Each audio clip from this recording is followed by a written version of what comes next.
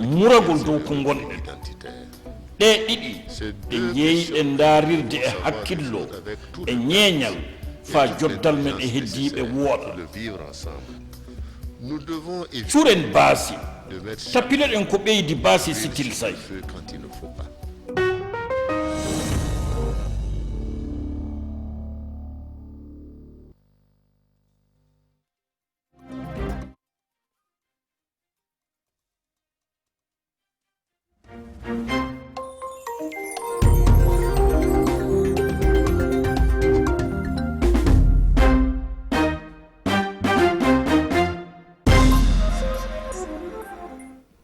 Projet d'électrification rurale et la lumière fut à Kassou dans le Ziro. 23 villages viennent d'être raccordés au système électrique ce 3 septembre. Une mise en service qui porte à 41% le taux d'électrification dans la province du Ziro. Images et commentaires et dès l'entame de ce journal. Et puis, zéro équipement agricole sur cale, plus qu'un slogan, c'est un engagement au ministère en charge de l'agriculture. Après avoir formé des agents maintenanciers, le ministère vient de les doter de kits de réparation de ces équipements. Coût de l'opération, plus de 9 millions de francs CFA. L'affaire Blake au cœur de la course à la Maison-Blanche aux États-Unis. Ignorée par Donald Trump au cours de sa visite à Kenosha, la famille du jeune noir blessé par 7 balles a reçu la visite de Joe Biden. Le candidat démocrate a à l'occasion dénoncé le racisme systémique. Bonjour et merci de nous recevoir chez vous. Le projet d'électrification rurale continue de dérouler son programme. 23 villages de la commune de Kassou dans le Ziro viennent d'être raccordés au système électrique. Une mise en service qui porte désormais à 41% le taux d'électrification dans la province. Une province qui devrait bénéficier dans les mois à venir de centrales photovoltaïques. Rasmane Zoundi et Sekou Zongo nous en disent plus. Fini les lampes tempêtes de grand-mère dans plusieurs localités du Ziro. Que la lumière soit. Voilà. Bachir Ismaël Ouedraogo met ainsi en service les systèmes électriques et la lumière jaillit sur 23 localités de la province. Conduit par l'agence burkinabé de l'électrification rurale, ABER, ce projet pour la province du Ziro, qui à son couronnement impacte plus de 5000 ménages. Et ces populations voient en cette action des opportunités diverses de développement. À partir d'aujourd'hui, je pense qu'on a quitté le noir. Dès lors qu'on a l'électricité, il n'y a pas une couche sociale qui aujourd'hui ne mène pas une activité. Et donc, du coup, ça crée du même coup de l'emploi pour certains jeunes de la commune qui peut-être allaient encombrer les rues de Ouagadougou. Cette mise en action, en activité de l'électricité aujourd'hui est un ouf de soulagement pour nous. C'est une joie également parce que ça va booster l'économie donc de notre province. L'électrification rurale est l'une des missions principales du département en charge de l'énergie. Aujourd'hui, plus de 320 localités bénéficient déjà des efforts de l'État burkinabé, à en croire Bachir Ismaël Ouedraogo. Mais l'ambition est d'atteindre l'accès à tous à l'énergie. C'est vrai que nous sommes passés autour de 23% de la population qui avait accès à l'énergie de façon générale à maintenant 45%, mais nous avons encore beaucoup de travail à faire. Et je puis vous dire que l'objectif maintenant que nous avons au niveau du ministère, c'est l'accès universel à l'énergie. Et nous pouvons le faire. Parce qu'avec l'énergie solaire, même dans les coins qui étaient inaccessibles, nous sommes en mesure maintenant de pouvoir accéder à ces régions-là et de leur donner l'énergie. Eh bien, la commune rurale de Kassou bénéficie en plus du raccordement de la Société nationale burkinabé d'électricité d'une centrale solaire photovoltaïque avec la pose symbolique des premiers panneaux solaires. Une centrale de 1200 panneaux solaires de 300 watts chacun. Retour à Ouagadougou et direction la Bourse du Travail ou la CNTB. La Confédération nationale des travailleurs du Burkina tient depuis ce matin son 13e congrès ordinaire. La CNTB au cœur de l'action syndicale et des enjeux de l'extension de la protection sociale au Burkina, c'est la problématique qui sous-tend l'organisation du congrès. Son ouverture a eu lieu en présence de Salif Belem et Caroline Ouari. Tout un moment de retrouvailles, le représentant du ministre en charge de la fonction publique, le président du Haut Conseil du dialogue social, les représentants des diverses formations syndicales du Burkina et d'ailleurs. Moment aussi de redevabilité des premiers responsables de la CNTB envers les militants. Le contexte sécuritaire et sanitaire est indexé comme élément ralentisseur de l'action de la CNTB sur les 4 dernières années. Une des raisons pour lesquelles la Confédération appelle à une extension de la couverture sociale à toutes les couches des travailleurs. Le 13e congrès ordinaire de notre organisation est invité à réfléchir sur le thème « La CNTB au cœur de l'action syndicale et des enjeux de l'extension de la protection sociale au Burkina Faso » afin de définir une stratégie syndicale basée sur des valeurs qui sont entre autres la solidarité, la démocratie et la justice sociale pour les 4 prochaines années. De capitaliser les acquis du mandat finissant et de jeter les bases pour des innovations structurelles d'une CNTB plus forte et conquérante pour la promotion de l'extension de la protection sociale au Burkina Faso. Créée en 1949, la CNTB se fixe pour ambition la défense et la préservation des intérêts matériels et moraux des travailleurs. 7 décennies plus tard, la Confédération se veut toujours aussi proche de son ambition de départ. Une satisfaction en dépit des difficultés, c'est ce que notent les acteurs du cadre sectoriel de dialogue environnement, eau et assainissement. Ils se sont retrouvés ce matin pour la revue annuelle à mi-parcours. Roger Cam et Sébastien Zongo. Le ministère de l'eau et de l'assainissement, celui en charge de l'environnement et de l'économie verte et l'autre de l'urbanisme et de l'habitat, constituent ensemble le cadre sectoriel de dialogue environnement, eau et assainissement. Les acteurs affichent une satisfaction dans la réalisation de leurs activités au 30 juin 2020 dans un contexte de défis sanitaires et sécuritaires. On est à 48,65% de taux d'exécution. C'est bon. On pouvait mieux faire. On aurait pu mieux faire si l'environnement, comme je l'ai dit tout à l'heure, le permettait. On a consommé 50% du temps. On a exécuté pratiquement 50% des activités. On espère que le temps qui reste va nous permettre d'atteindre nos objectifs annuels. Cette rencontre est également le cadre pour envisager les actions des 6 mois à venir, mais aussi de valider la contribution du secteur au processus de formulation du référentiel national de développement 2021-2025. Nous voulons donc saluer la collaboration multisectorielle qui existe entre les différents ministères pour maximiser, pour atteindre beaucoup plus de résultats en faveur des populations. Ça, c'est le premier message. Le deuxième message, c'est un message d'accélération. Nous sommes dans la logique d'accélération. Nous proposons donc l'élaboration d'un plan d'accélération basé sur une vision claire du PNDS et sur les évidences. Le ministre de l'eau et de l'assainissement salue les acteurs pour les résultats atteints et appelle à la mise en place des groupes thématiques pour l'amélioration de l'efficacité du dialogue et des performances sectorielles. Ouvrons à présent une large page consacrée à l'agriculture et nous commençons par cet engagement du ministère Zéro motoculteur sur cale pour la maintenance de ces outils qui participent à la mécanisation agricole. Le ministère vient de remettre à des artisans maintenanciers des kits de réparation. Adama Guiti et Amadou Marcel Atou.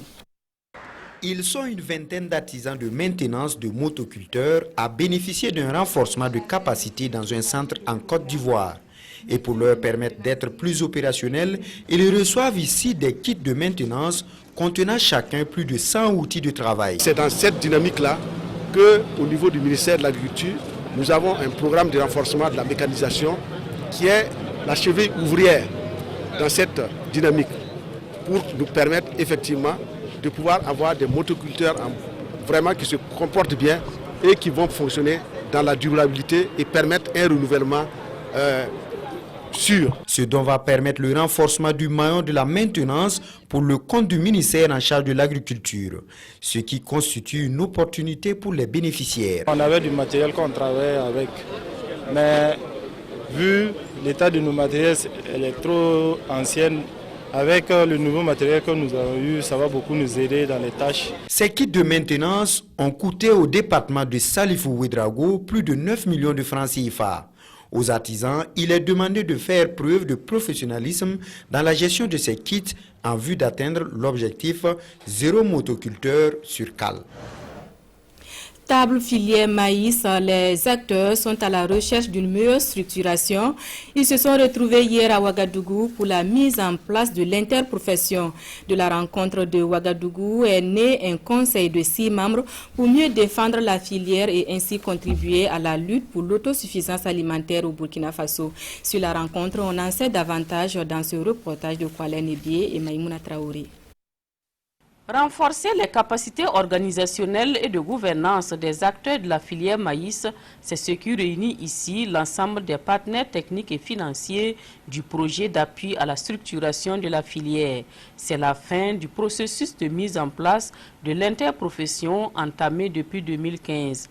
Il s'agit également d'une rencontre de partage d'expériences pour l'ensemble des acteurs. Il faut reconnaître qu'aujourd'hui, nous devons mieux nous organiser pour que ces filières-là puissent apporter des revenus non seulement aux producteurs, mais également à tous les autres acteurs. Nous sommes arrivés au bout du processus par la mise en place de l'interprofession. Et nous voulons que cela puisse se faire dans la durabilité pour qu'ensemble, nous puissions relever les défis de la sécurité alimentaire au Burkina Faso. Et pour arriver à des résultats probants dans cette interprofession, c'est désormais un conseil d'administration qui est chargé de son pilotage. Composé de 6 membres, l'équipe s'engage pour une meilleure promotion et une bonne gouvernance avec l'ensemble des acteurs du domaine. Il faut mieux organiser.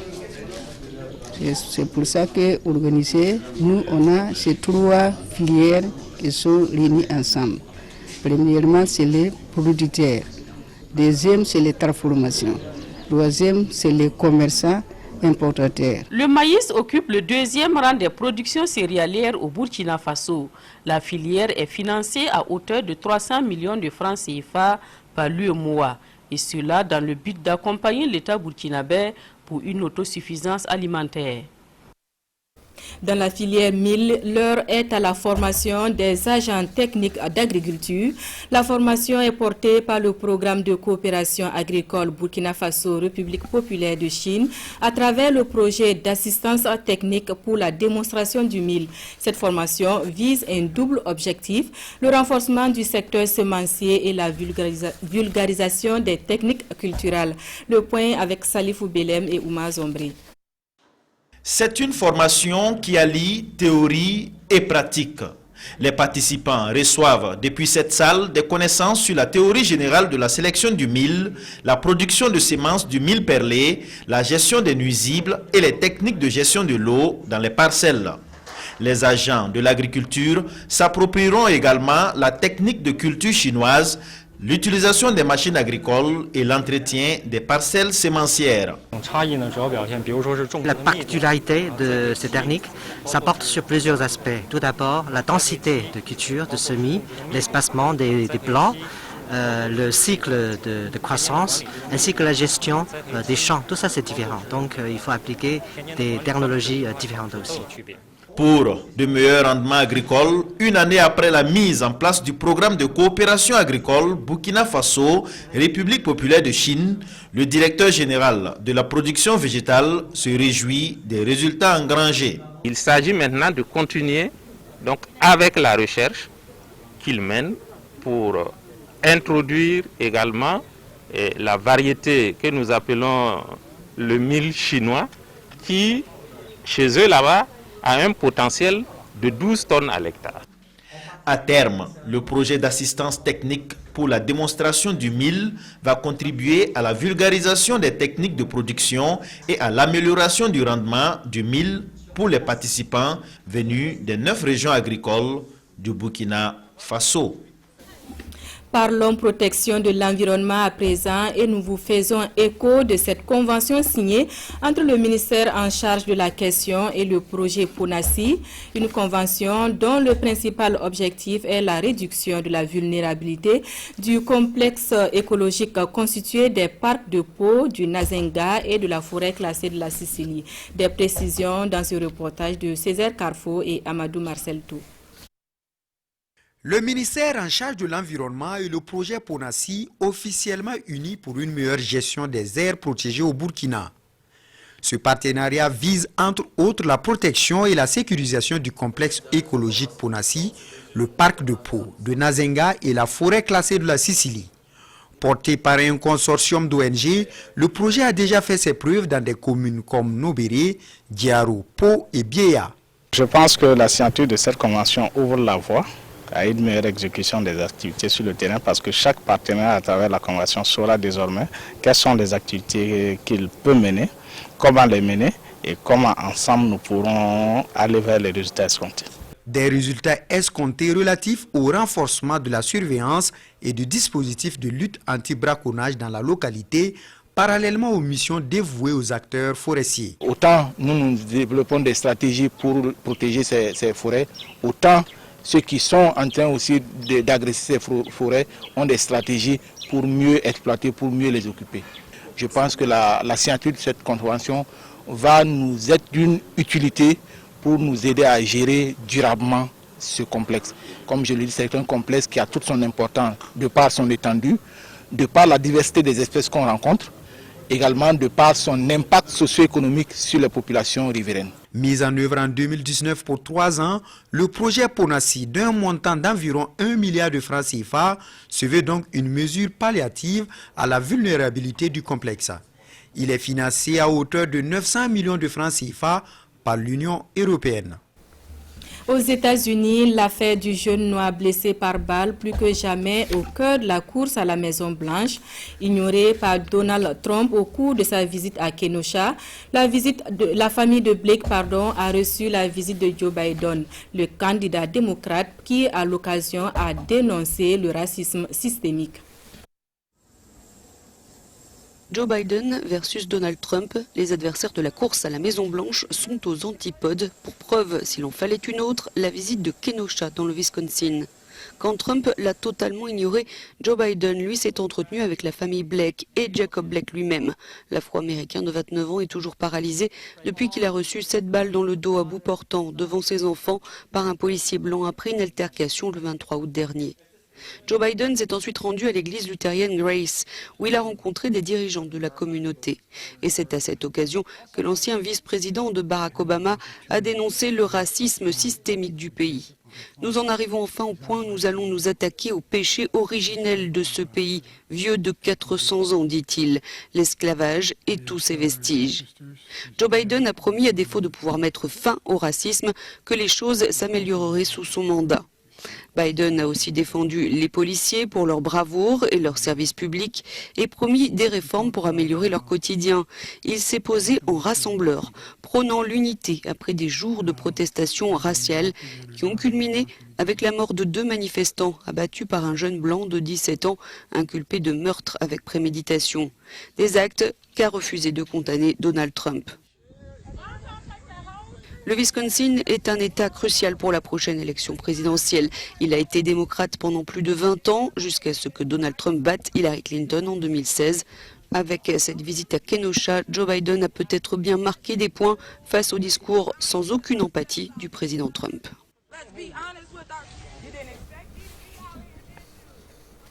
Au Burkina, nous sommes à 80 jours de la présidentielle et des législatives. La liste des partis politiques participants est connue et les quotidiens y vont chacun de son analyse du processus. Le conclave sur l'économie nationale a également retenu l'attention de certains journaux. Mévente dans les industries burkinabè, commerçants et industriels à la recherche de solutions. C'est la une de Sidoya. Et c'est à travers une rencontre entre les deux entités, un conclave organisé par le département qui chapeaute à la fois le commerce et l'industrie burkinabè. C'est important, selon le chef du gouvernement, Christophe Dabiré, parce qu'il permet d'établir une communication entre industriels d'une part et commerçants d'autre part afin de faciliter l'écoulement des produits du secteur industriel burkinabé. L'occasion donc d'identifier les contraintes à l'écoulement des produits manufacturés du Burkina dans une zone de libre-échange économique continentale, la ZLECAf, selon le ministre de l'Industrie et du Commerce, Aruna Kabouré, cité par Sidouaya. En attendant le meilleur écoulement des produits burkinabés, la CCVC, au nom des consommateurs, dénonce une démission du pouvoir devant une baisse du pouvoir d'achat des populations, comme c'est titré à la une du pays. Par voie de presse, cette organisation de la société civile exige de l'État une prise de mesures pour remédier à une situation marquée par la flambée des prix des produits de grande consommation. Et à cela, elle ajoute la montée du terrorisme, les conflits intercommunautaires, le bradage du foncier urbain et rural au profit de sociétés immobilières et la CCVC de brandir une liste de produits, notamment les céréales, dont les coûts ont connu une hausse ces derniers temps. L'observateur Palga rappelle qu'aujourd'hui nous sommes à 80 jours des élections présidentielles et législatives et le journal de faire le point des préparatifs. Que d'incertitudes sur le chemin vers le 22 novembre, à en croire l'observateur Palga. Et pour cause, le terrorisme qui, pour une fois, va entraver ce qu'on appelle le suffrage universel, car ces élections se déroulent dans un contexte tout particulier, fait de crise sécuritaire, avec ces lots de déplacés, plus d'1 million qu'ils sont, selon le journal. Conséquence, une opinion publique divisée sur la tenue des élections à bonne date, même si le oui l'emporte. Ensuite, la modification d'un code électoral qui divise. Et le journal finit par un appel à la société civile à jouer un rôle prépondérant dans ce processus électoral, comme ce fut le cas en 2015. Voilà la revue de presse de Vincent Kendrebeogo qui met fin à cette édition de la mi-journée. L'actualité en langue nationale, c'est à 14h. Moi, je vous donne rendez-vous demain, Dieu voulant. Merci de votre fidélité à nos programmes.